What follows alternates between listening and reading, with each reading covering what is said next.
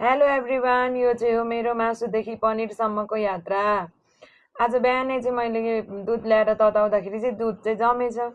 अब जमेपछि यसको युटिलाइजेसन त गर्नु पर्यो। अनि मैले त्यसलाई ल्याएर एउटा खोलको सफा कपडामा ल्याएर छाने। अनि त्यस पछाडि त्यसलाई लगेर सिलौटोले थिचेँ। अनि 2-4 घन्टा पछाडि त्यसलाई निकालेर यसरी पिस पिस पारेर काटेपछि अनि मैले स्टार्ट गरेँ नजानी पकाउन पनिरलाई। किनभने अब म मासु लभर मान्छे, कहिले पनि पनिर पकाएको थिइनँ।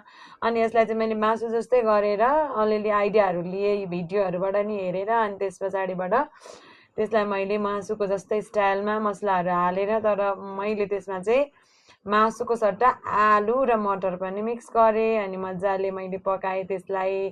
भाटभुट पारेर त्यसलाई मजाले चलाएर मैले चाहिँ पानी हालेर यसरी उमालेर चाहिँ मजाले पकाएँ। अनि कहिल्यै नपकाएको भएर मेरो पनिर चाहिँ अलिक एक साइडमा चाहिँ डढिहाल्यो।